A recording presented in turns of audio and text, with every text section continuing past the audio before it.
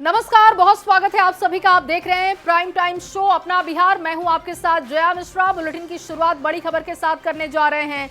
पटना से बड़ी खबर आपको दे, बड़ा प्रशासनिक फेरबदल दिखा। पटना एसएसपी अवकाश कुमार बदल दिए गए। कार्तिकेय के शर्मा पटना के नए एसएसपी अब बना दिए गए हैं। अवकाश कुमार बीएमपी 1 के समादेष्टा बनाए गए। 6 जिलों के एसपी बदल दिए गए और कुल 18 आईपीएस अधिकारियों का तबादला हो चुका है। विश्वजीत दयाल जमुई एसपी, अरविंद प्रताप सिंह समस्तीपुर के एसपी होंगे। स्वीटी सहरावत पूर्णिया एसपी। शरथ आरएस की बात हो तो सुपौल एसपी। विनीत कुमार जहानाबाद के एसपी होंगे। विद्यासागर पुलिस अधीक्षक ER पटना। ये देखिए, ये तमाम वो अहम नाम आपको बता रहे हैं जो तबादले में आए हैं। और सबसे बड़ा तबादला अगर आप देखें तो पटना को लेकर किया गया है। कार्तिकेय के शर्मा पटना के नए एसएसपी बना दिए गए हैं। इससे पहले अवकाश कुमार ये भूमिका निभा रहे थे, लेकिन ये बड़ा प्रशासनिक फेरबदल, इसको इस मद्देनजर भी आप देख सकते हैं कि लगातार अपराध को लेकर बात हो रही थी। बिहार में लगातार आपराधिक घटनाएं बढ़ती जा रही थी और ये बड़ा प्रशासनिक फेरबदल, इससे जोड़कर आप देख सकते हैं बिहार में आईपीएस अधिकारियों का तबादला किया गया है। 18 ये नंबर है। पटना के एसएसपी अवकाश कुमार बदल दिए गए हैं। नई भूमिका जो एसएसपी की है कार्तिकेय के शर्मा की है। अमित हमारे साथ ज्यादा जानकारी के साथ जुड़ चुके हैं। अमित, इससे पहले भी बात कर रहे थे कि 18 आईपीएस अधिकारियों के तबादले किए गए हैं। ये एक बड़ा नंबर है। कुछ दिनों में चुनाव भी है, लगातार अपराध को लेकर टारगेट भी किया जा रहा था और अब ये बड़ा प्रशासनिक फेरबदल दिखा। देखिए, निश्चित तौर पे सरकार की किरकिरी हो रही थी और जिस तरह से सरकार हाल ही में जो है बड़े पैमाने पे आईपीएस अधिकारियों का तबादला करते हुए, चाहे पटना में एसएसपी का जो है नया चेहरा अवकाश कुमार के तौर पे सामने रखा था, या फिर जहानाबाद की बात करें, सुपौल की बात करें, तो कई ऐसे जिले हैं, मुजफ्फरपुर में बात करें तो कई ऐसे जिले हैं जहाँ पे सरकार ने नए आईपीएस अधिकारियों को कमान सौंपी थी जिले के पुलिस कप्तान के तौर पे। लेकिन खासतौर पे अगर राजधानी की बात करें तो यहाँ पे लगातार आपराधिक घटनाएं जो है वो सर चढ़ करके बोल रही थी। अपराधियों का मनोबल जो है वो काफी प्रबल होता जा रहा था और सरकार की कहीं न कहीं भद पीट रही थी। विपक्ष जो है हमलावर था, जिस तरह से लॉ एंड ऑर्डर चरमरा रही थी इसको लेकर के, और डीजीपी से लेकर करके एडीजी और मुख्यमंत्री, गृह सचिव, मुख्य सचिव, सारे लोग जो है इस बात को लेकर के चिंतित थे कि कैसे अपराध पर नकेल कसी जाए। और अंततः सरकार ने यह निर्णय लिया कि जो पुलिस अधीक्षक हैं, पुलिस कप्तान हैं जिले के, जिन पर भरोसा जताया था, उन्हें बदला जाए और नए तौर पे नए जो पुलिस अधिकारी हैं उनकी तैनाती की जाए। तो इसी को ध्यान में रखते हुए कार्तिकेय के शर्मा को पूर्णिया से पटना बुलाया गया है। काफी सख्त पुलिस अधिकारी माने जाते हैं और जो अवकाश कुमार थे उन्हें बीएमपी 1 का समादेष्टा बनाया गया है। इस तरह से अगर बात करें, दूसरे नामों की बात करें तो चंद्रशेखर प्रसाद को विधि व्यवस्था का जिम्मेवारी सौंपी गई है। राजधानी पटना की स्वीटी सहरावत काफी चर्चित नाम है। जब ये औरंगाबाद में थी तो वहाँ पे पूर्व जो है कह सकते हैं कि आईपीएस अधिकारी से इनकी नोकझोंक हुई थी। उसके बाद पटना एएसपी में इनका तबादला किया गया था, फिर सिटी एसपी की कमान सौंपी गई और अब सरकार ने इन्हें बड़ा जिम्मेवारी देते हुए एसपी के तौर पे पूर्णिया में इन्हें पदस्थापित किया है। तो कह सकते हैं बिल्कुल हमें तो, और जिम्मेदारी और भूमिका बदली गई है, इससे कितना सुधार होगा ये भी देखना होगा। बहुत शुक्रिया आपका तमाम जानकारी के लिए।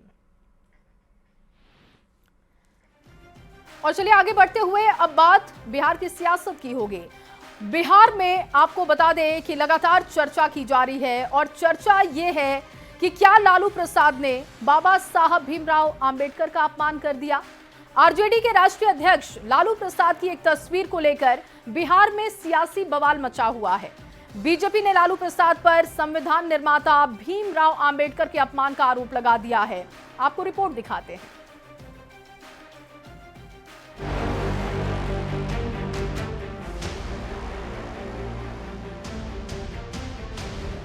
साल 2019 के बाद देश की सियासत में संविधान और बाबा साहेब आम्बेडकर की कुछ ज्यादा ही चर्चा देखने को मिली।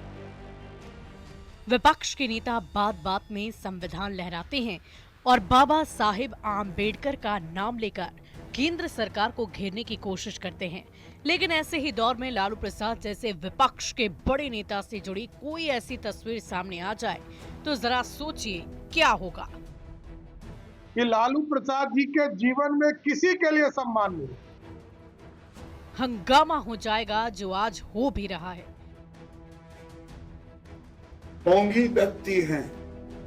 अब जिन दो तस्वीरों ने बिहार की सियासत का पारा हाई कर दिया है, उसकी पूरी कहानी आप जान लीजिए। कुर्सी पर आरजेडी के राष्ट्रीय अध्यक्ष लालू प्रसाद बैठे हैं। उनके समर्थक उन्हें बाबा साहेब भीमराव आम्बेडकर की तस्वीर भेंट स्वरूप दे रहे हैं, पर आम्बेडकर की तस्वीर को लालू प्रसाद के पैरों के पास रखा गया। अब ये दूसरी तस्वीर जरा देखिए। ये तस्वीर आरजेडी दफ्तर की है, जहां कचरे के ढेर में बाबा साहेब की तस्वीर रखी हुई है। इन तस्वीरों के सामने आने के बाद एनडीए नेता लालू प्रसाद पर बाबा साहेब के अपमान का आरोप लगा रहे हैं। पिछड़ों को, अति पिछड़ों को, दलित समाज को सब दिन अपमानित करने का काम किसी व्यक्ति ने किया तो बिहार के पूर्व मुख्यमंत्री लालू प्रसाद जी ने किया। केंद्रीय मंत्री और बीजेपी के फायर ब्रांड नेता गिरिराज सिंह तो यहां तक कह रहे हैं कि लालू प्रसाद को देश से माफी मांगनी चाहिए। ये बिहार को और देश को बर्दाश्त नहीं। लालू यादव देश से माफी मांगे, दलितों से माफी मांगे। हालांकि लालू प्रसाद के बेटे और बिहार विधानसभा में नेता प्रतिपक्ष तेजस्वी यादव ने बीजेपी पर झूठा प्रचार प्रसार करने का आरोप लगाया। ये भाजपा के लोग झूठा प्रचार करने आ गए। बीजेपी के लोग कह रहे हैं कि में आएंगे तो एक पूछते हैं ना, कौन रखा है, कौन रखा है पैर के सामने? आरजेडी के वर्कर कौन है आरजेडी के वर्कर रखे? बिहार में चुनाव से पहले आरजेडी सहित सभी दल पिछड़े अति पिछड़ों को साधने में लगे हैं और ऐसे में बाबा साहेब के अपमान का मुद्दा बड़ा होने वाला है। एनडीए इस मुद्दे को लेकर लालू प्रसाद के खिलाफ मोर्चा खोलने की तैयारी में है, तो आरजेडी डैमेज कंट्रोल में लगा है। पर सबसे बड़ा सवाल तो यही है कि क्या लालू प्रसाद ने आम्बेडकर का अपमान किया?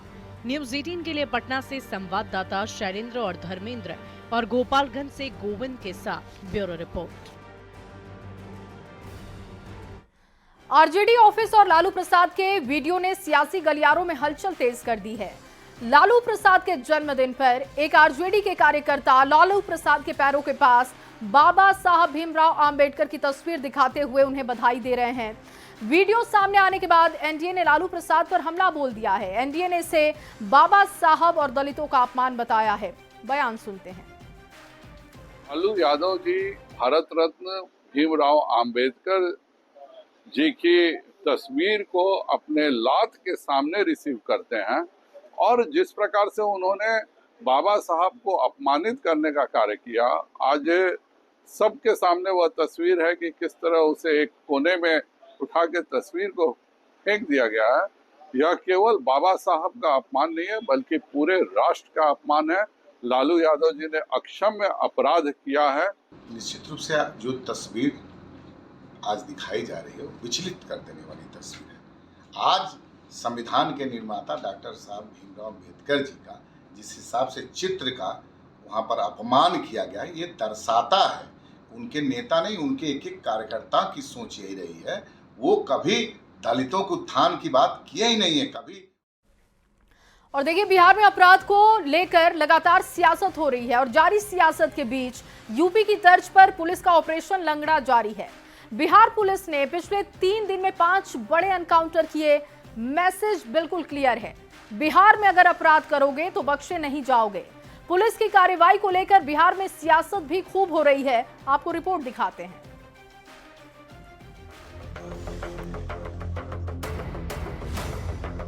यूपी की तर्ज पर बिहार में ऑपरेशन लंगड़ा जारी है। राज्य में बढ़ते अपराध के बाद मुख्यमंत्री नीतीश कुमार ने सख्त निर्देश दिए, जिसके बाद पुलिस के तेवर बदल गए हैं। 3 दिन में 5 एनकाउंटर और ताबड़तोड़ छापेमारी से पुलिस ने साफ संदेश दे दिया है कि गुंडागर्दी करोगे तो जवाब गोली से ही मिलेगा। अब ये भी जान लीजिए कि कब, कहां और किसका एनकाउंटर हुआ। 14 जून को पटना में पुलिस मुठभेड़ में कुख्यात अपराधी अंगेश कुमार के पैर में गोली मारी गई। 13 जून दानापुर में इनामी विवेक कुमार का एनकाउंटर हुआ। उसी दिन मुजफ्फरपुर में पुलिस ने राहुल कुमार उर्फ राइडर को गोली मारी। 12 जून को वैशाली में अपराधी राजीव माली का एनकाउंटर हुआ। 12 जून को ही पटना में पुलिस ने अपराधी ईशू के पैर में गोली मारी।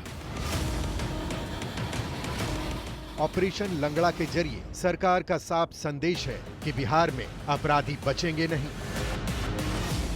बिहार पुलिस द्वारा की जा रही है, कोई भी अपराधी कानून के दायरे से बाहर नहीं है। बिहार पुलिस अपने संसाधनों और उपलब्ध बलों के अनुरूप अपराधियों पर शिकंजा कसने में कोई कोर कसर नहीं छोड़ रही। नीतीश कुमार जी ने बिहार में कानून के राज की स्थापना की है, अपराधियों के मनोबल को कभी बढ़ने नहीं दिया है। जहां भी आपराधिक घटनाएं घटती हैं, पुलिस और प्रशासन की तरफ से त्वरित कार्रवाई की जाती है, अपराधियों की जगह सलाखों के पीछे हो। तो विपक्ष अपराध के आंकड़े दिखाकर सरकार से सवाल कर रहा है। बिहार में शासन और प्रशासन के मनोबल को कमजोर करने का सत्ता के माध्यम से प्रयास चल रहा है और सत्ता के माध्यम से कहीं ना कहीं अपराधियों और माफियाओं को संरक्षित किया जा रहा है। अपराधी बेलगाम है, उन्हें किसी का डर नहीं, न सरकार का न पुलिस का। जिस तरह से आपराधिक आंकड़े जारी हो रहे हैं, क्या पुलिस इसे सॉल्व करने के आंकड़ों को भी जारी कर दे कि हम क्या कार्रवाई कर रहे हैं। बिहार में इस साल चुनाव है तो हर मुद्दा चुनावी मुद्दा है। अपराध को लेकर सत्ता पक्ष और विपक्ष के अपने अपने दावे हैं, लेकिन पुलिस की कार्यशैली को देखकर एक बात तो साफ है कि बिहार में अपराध करके बचना अब आसान नहीं। पटना से संवाददाता रवि एस नारायण के साथ ब्यूरो रिपोर्ट, न्यूज़ 18। और चलिए आगे बढ़ते हुए आपको पटना से बड़ी खबर दे दे। एनकाउंटर को लेकर डीजीपी विनय कुमार का बड़ा बयान सामने आया। जब जब अपराधी चुनौती देंगे तब तब एनकाउंटर होगा। एनकाउंटर के लिए कोई प्लानिंग नहीं है। जब सिचुएशन क्रिएट होती है तभी पुलिस एनकाउंटर करती है। ये बड़ा बयान उन्होंने दिया। अपराध पर लगाम लगाने की कोशिश हो रही है और देखिए एनकाउंटर को लेकर सवाल उठाए जा रहे थे और इस बीच डीजीपी विनय कुमार का बड़ा बयान सामने आ चुका है। उन्होंने कहा कि जब जब अपराधी चुनौती देंगे तब तक एनकाउंटर होगा। एनकाउंटर के लिए कोई प्लानिंग नहीं है। सिचुएशन क्रिएट होगी तो पुलिस एनकाउंटर करेगी। ऐसा कोई प्लानिंग नहीं होता है, तो सिचुएशन बनता है तो उसमें मुठभेड़ होती है। जैसे अपराधी, आप जानते हैं कि सब अपराधी हथियार रखते हैं और जब वो पकड़ने की उनको नौबत आती है, पकड़ाने की नौबत आती है तो रिएक्ट करते हैं, रिएक्शन में गोली चलाते हैं, फिर पुलिस भी गोली चलाती है। कुछ नहीं, कोई प्लान नहीं हो। जब सिचुएशन जहाँ पे भी बनेगा वहाँ पे इस तरह की कार्रवाइयाँ होंगी। यदि अपराधी रिएक्ट करेंगे तो पुलिस रिएक्ट करेगी। और चलिए एक बार बात फिर से सियासत की होगी। आरजेडी में देखिए नए बदलाव होने जा रहे हैं। आरजेडी के नए प्रदेश अध्यक्ष मंगनी लाल मंडल होने जा रहे हैं। मंगनी लाल मंडल ने आज प्रदेश अध्यक्ष पद के लिए इकलौता नामांकन किया, यानी कि मंगनी लाल ही आरजेडी के अगले प्रदेश अध्यक्ष होने वाले हैं। पर विरोधी आरजेडी के इस चुनाव पर भी सवाल खड़े कर रहे हैं। आखिर क्यों सवाल खड़े किए जा रहे हैं, इस रिपोर्ट में समझिए।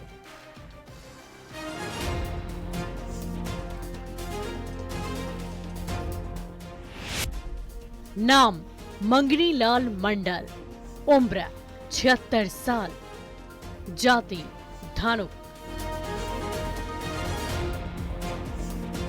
बिहार विधानसभा चुनाव से पहले अति पिछड़ा समाज के नेता को अपना प्रदेश अध्यक्ष बनाकर आरजेडी ने एनडीए के वोट बैंक में सेंधमारी की कोशिश की। बिहार की और देश की राजनीति में कि भाई मंगनी लाल मंडल जो उत्तर बिहार से आते हैं, अत्यंत पिछड़ा का बेटा है, लंबा योगदान है, जन नायक कर्पूरी ठाकुर जी के साथ काम करने का मौका भी मिला है। मंगनी लाल मंडल ने आरजेडी ऑफिस पहुंचकर प्रदेश अध्यक्ष पद के लिए इकलौता नामांकन किया, तो ये साफ है कि वो पार्टी के अगले प्रदेश अध्यक्ष हैं। और ये मेरे लिए चुनौती है। इस चुनौती को इस चुनावी वर्ष में पूरा करने की पूरी शक्ति लगा देंगे। मंगनी लाल मंडल जगदानंद सिंह की जगह लेने वाले हैं, जिन्हें पद से हटाने को लेकर आरजेडी ने उनके उम्र की दुहाई दी थी। और अब बीजेपी सवाल कर रहा है कि क्या मंगनी लाल की उम्र आरजेडी को नहीं नजर आई। आरजेडी ने जगदा बाबू को जब पार्टी से हटाया, दरकिनार किए गए, तो यह कहा कि बुजुर्ग हैं साहब, आप अभी जो अध्यक्ष बना रहे हैं वो क्या युवा हैं क्या? वो अभी तो बुजुर्ग हैं और राजनीतिक रूप से अवसान पर हैं। अति पिछड़ा वोट बैंक को ही अगर सस्ती लोकप्रियता हासिल करने के लिए, आपको झूठे दिखावे के लिए अति पिछड़ा में से ही बनाना था तो किसी युवा को बनाते। तो जेडीयू ने मंगनी लाल को उधार का नेता बताते हुए आरजेडी पर निशाना साधा। मंगनी में लिया गया उधार के नेता के तौर पर राष्ट्रीय जनता दल अपने नए प्रदेश अध्यक्ष से काम चलाएंगे। मैं समझता हूं कि यह 2025 के चुनाव में पूरी तरीके से फेल होंगे। दरअसल बिहार विधानसभा चुनाव से पहले आरजेडी संगठन चुनाव कराकर एक बड़ा मैसेज देना चाहती थी कि वो A to Z की पार्टी है, पर जिस नाम पर आरजेडी ने मुहर लगाई उसे लेकर विरोधी कई सवाल खड़े कर रहे हैं। आरजेडी ने किसी युवा नेता को प्रदेश अध्यक्ष क्यों नहीं बनाया?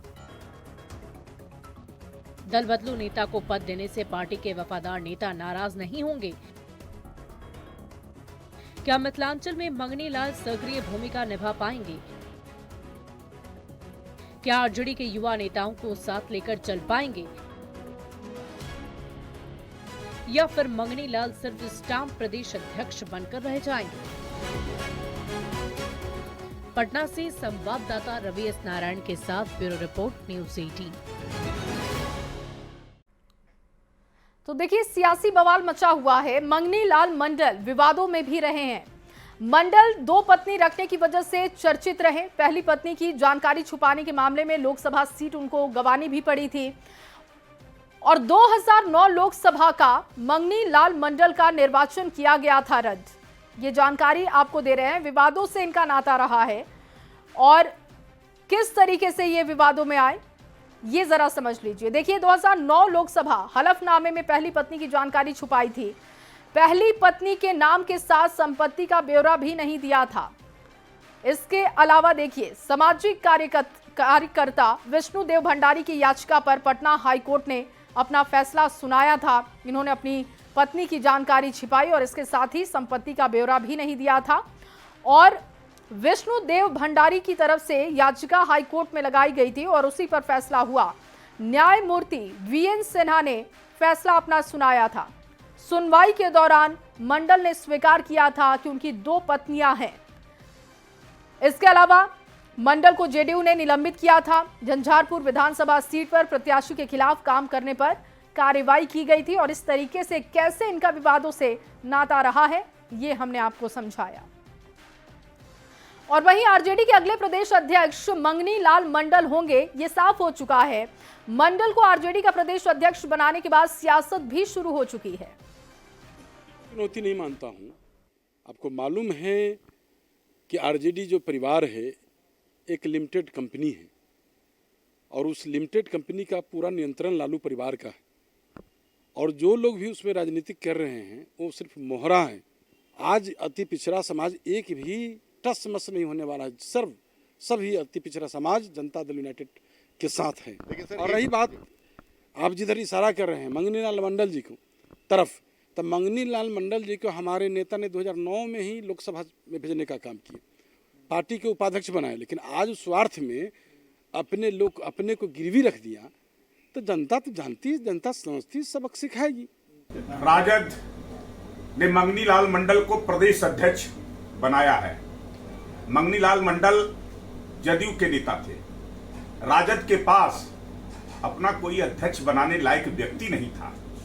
बाहर से हायर कर करके लाना और हायर कर करके एनडीए के वोट को तोड़ना, जदयू को कमजोर करने की नीति, यह असंभव है। और चलिए बात पीएम मोदी के सिवान दौरे की होगी। दरअसल पीएम मोदी 20 जून को सिवान दौरे पर आने वाले हैं। पीएम के सिवान दौरे को लेकर सियासत तेज है। माना जा रहा है कि पीएम मोदी इस दौरे के बाद सिवान, गोपालगंज, छपरा और महाराजगंज के तमाम विधानसभा सीट पर एनडीए को बड़ा फायदा पहुंचा सकते हैं। पीएम मोदी का ये दौरा महागठबंधन को झटका दे सकता है और विधानसभा चुनाव को प्रभावित कैसे कर सकता है, आपको इस रिपोर्ट में दिखाते हैं।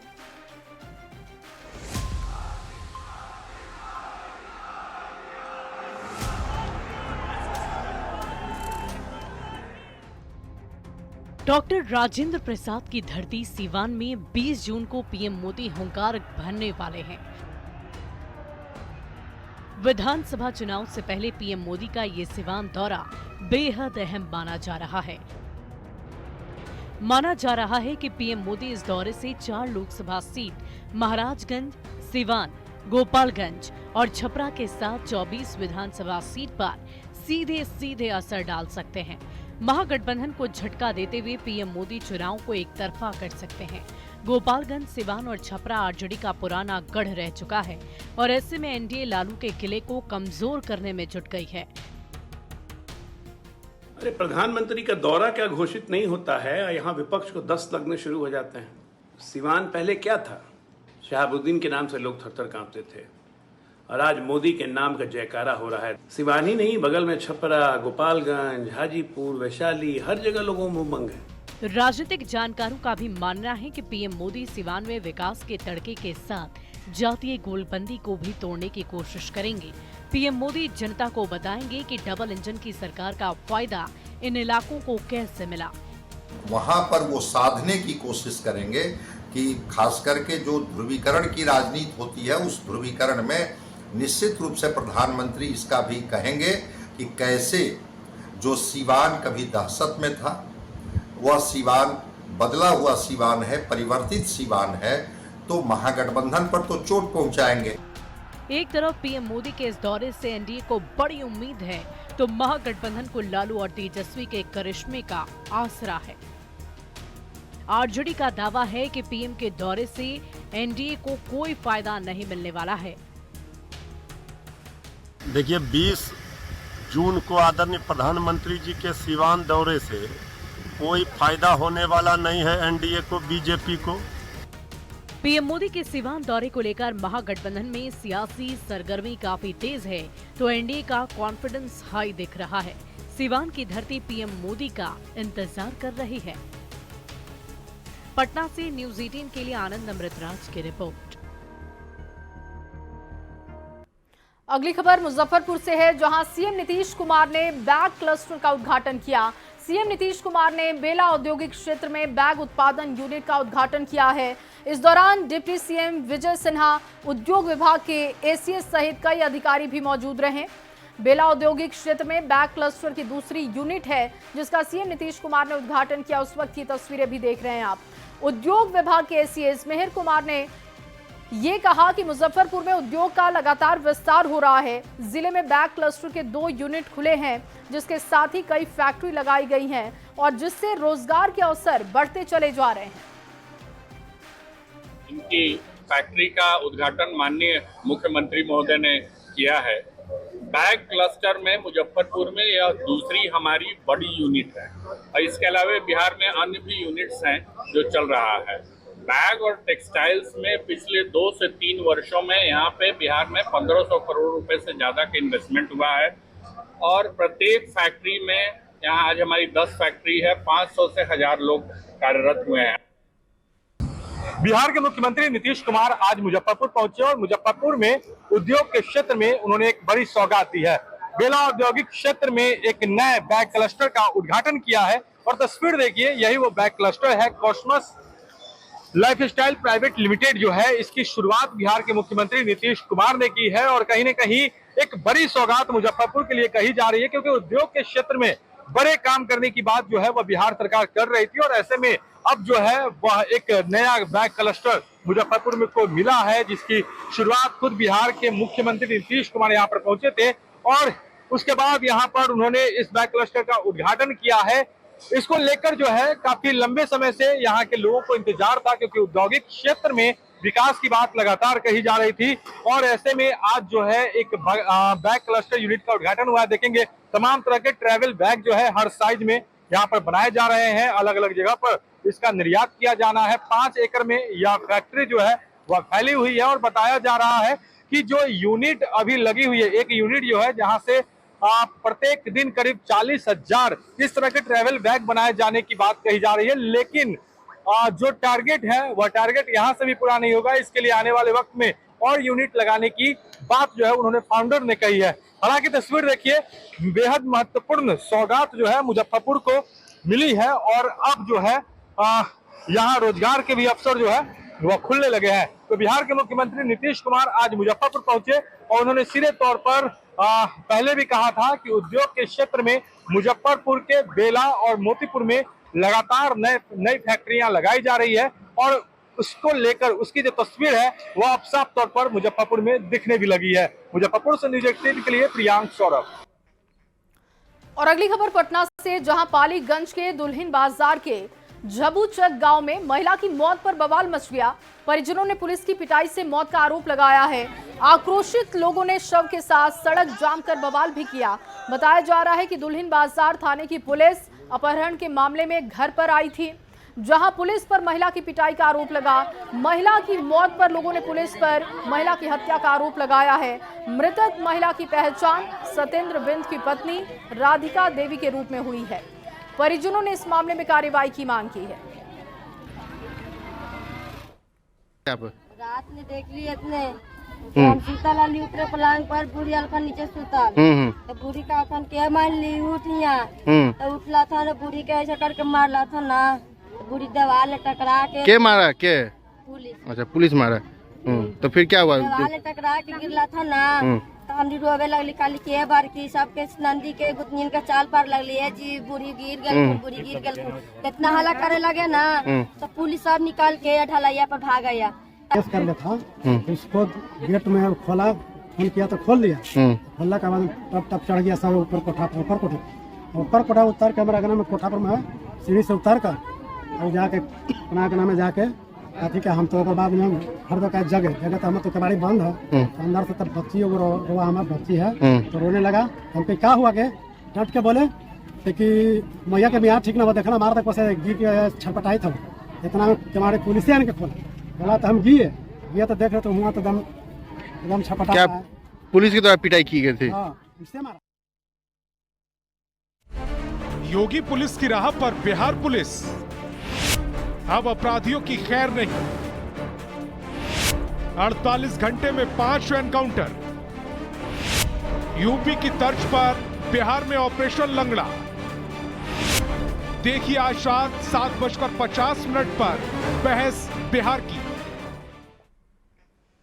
और फिलहाल अपना बिहार में बस इतना ही। आगे जोहार झारखंड